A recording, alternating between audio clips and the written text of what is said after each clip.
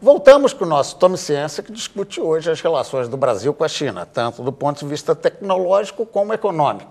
Contamos para isso com a presença do Zé Raimundo Braga Coelho, que é o presidente da Agência Espacial Brasileira, a AEB, o Severino Bezerra Cabral Filho, que é do Instituto Brasileiro de Estudos China-Ásia-Pacífico e também da Escola Superior de Guerra, o Fernando Lázaro Freire Júnior, do presidente do CBPF, e o André Soares, do Conselho Empresarial Brasil-China. Bem, o nosso Severino tinha pedido a palavra e eu vou incorporar aí uma questão.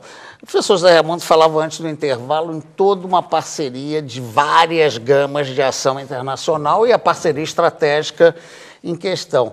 Mas, mesmo assim, a coisa não parece tão simples, porque na hora que o Brasil quis fazer a entrada no Conselho de Segurança, a China meio que, como membro permanente, não apoiou tanto o Brasil, como também nas mudanças do FMI. É meio difícil lidar com isso? Como é que é essa estratégia aí de aproximação geral?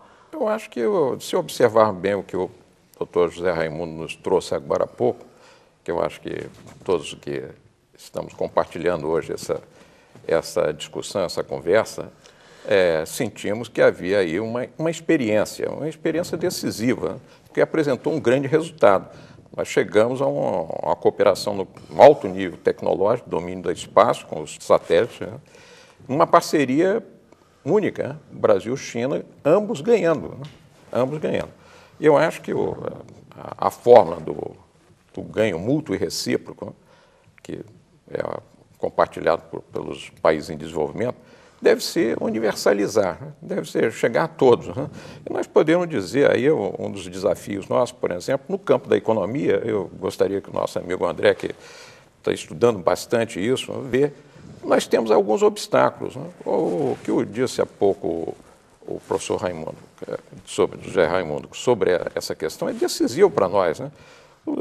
A China tinha alguns elementos, o Brasil tinha outros, né? Trocaram esses elementos e conquistaram um patamar decisivo nesse campo. Ora, no campo econômico, parece evidente, né, que a China necessita, para o seu desenvolvimento maior, para o seu grande projeto nacional de desenvolvimento, de recursos naturais.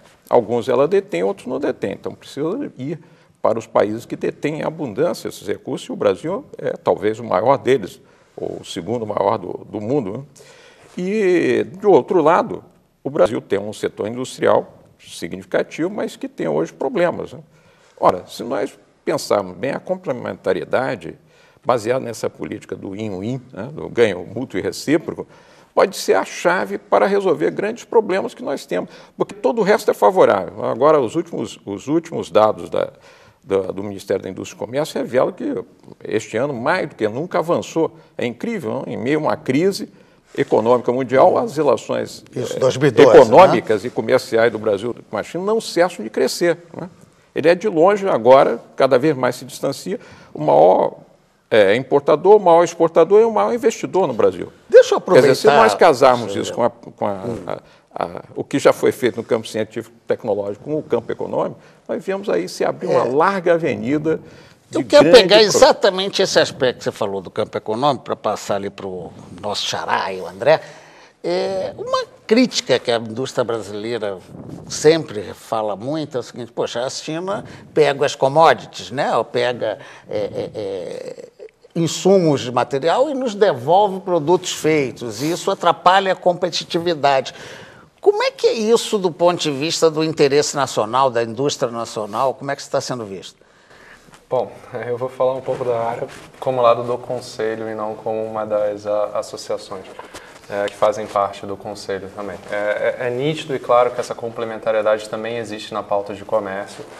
Desde 2009, a China é o principal parceiro comercial, e algo novo na relação são também os investimentos chineses no Brasil. Isso começou em 2010, antes não se tinha isso. A China se tornou o principal investidor no Brasil, com um perfil muito parecido com o que é já a pauta de comércio. Ela veio para cá investir em recursos naturais, para segurar o fornecimento de recursos naturais para a China. Esse foi um perfil que caracterizou 2010, que mudou um pouco 2011. Em 2011, você já vê várias indústrias chinesas entrando no mercado mercado brasileiro para acessar o nosso mercado de consumo, não só no Brasil, como também na América Latina. Você tem o ingresso de 4 ou 5 empresas automobilísticas chinesas, você tem ingressos de empresas chinesas de máquinas e equipamentos que todas agora estão acessando o mercado brasileiro. Com relação ao ponto da indústria, na hora que você checa a nossa pauta de importações, você vê que 51% das importações do Brasil, da China, são de máquinas e equipamentos. Dentro do valor, o que de certa forma é bastante nocivo para essas indústrias aqui no Brasil. Todas as indústrias que produzem máquinas e equipamentos é bem difícil você competir com os chineses, mas que por um outro lado, e não digo que isso seja positivo, mas por um outro lado também apoia a ajudar a aumentar a competitividade de algumas empresas e indústrias que aqui estão presentes, porque elas conseguem os seus bens de capital de uma forma um pouco mais barata. Se isso é positivo ou não, acho que é uma discussão muito maior. Assim. E aí faz parte dessa discussão da globalização, né? Quer dizer, tanto que a China, quando tem uma não importação de petróleo, de aço, no caso, o Vale do Rio Doce, leva o preço para, dentro do Brasil, se modificar, né? Como os Estados Unidos, quando quebrou a safra de grãos, imediatamente em 2002 afetou e cresceu o preço do grão no Brasil. E aí, isso é difícil mesmo de lidar, né? Isso é exatamente o que está acontecendo agora por causa do minério de ferro e da soja. Com a seca nos Estados Unidos, o preço da soja elevou bastante. O Brasil é historicamente o segundo principal fornecedor de soja para a China. Nesse ano já ultrapassou os Estados Unidos, se tornou o primeiro. E no minério de ferro você vê o efeito um pouco contrário. Como a economia chinesa está desacelerando um pouco, isso tem um efeito sobre os preços, o que faz com que o preço do minério tenha caído também. Então, antes da gente continuar essa discussão econômica, deixa eu ir para a bancada tecnológica, vamos poder dizer assim, que de certa maneira nós estamos um pouco divididos entre política e economia. Depois eu ainda tenho que responder a sua questão, que eu passei. Do FMI, desculpe, vai, responde então aí para passar para lá. É simples, na verdade, a China, a gente precisa esclarecer muito isso, que às vezes as coisas não são o que aparentam ser. Na verdade, o Brasil, né, pretende a cadeira de membro permanente do Conselho de Segurança das Nações Unidas desde a sua fundação. Né? É óbvio que essa pretensão foi impedida por decisões dos 3 grandes que forjaram aquele conselho. Eles colocaram lá a China, que na época estava até ocupada pelo Japão, a França, que também ainda estava em parte ocupada pela Alemanha, como 2 grandes. Né? Ora, o Brasil pretendia estar naquele conselho e tinha todas as razões para isso. Né? Foi preterido, mas nós sempre colocamos essa pretensão perante o cenário mundial. O que ocorre depois do fim da Guerra Fria é que se tornou, e está se tornando visível isso, que os instrumentos das Nações Unidas terão que ser reformados para se adaptar à nova realidade. Dos BRICS, né? Na multipolaridade. Novos centros de poder estão aparecendo no mundo. Inclusive, a China hoje é compatível com a condição de grande potência. O Brasil está se tornando também uma grande potência econômica e em todos os sentidos. Então, há que mudar a estrutura do Conselho. Agora, isto é um jogo de equilíbrio, né?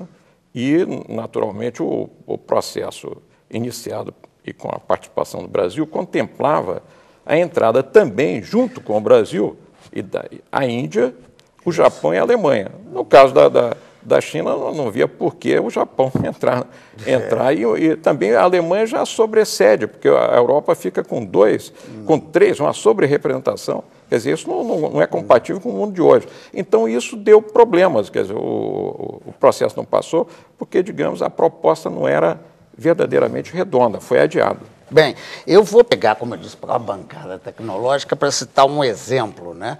Para ver se ele vai ser útil aqui e a visão de vocês. A China, em 2012, quando começou a ter ameaça de ter uma produção diminuída e não esse processo crescente, a queda era de 0,5%, mas o governo anunciou de imediato 26% de financiamento em unidades de pesquisa, 14 bilhões para pesquisa, ou seja, essa visão dos chineses que podem superar a crise com mais conhecimento, será que vai dar para impregnar no Brasil?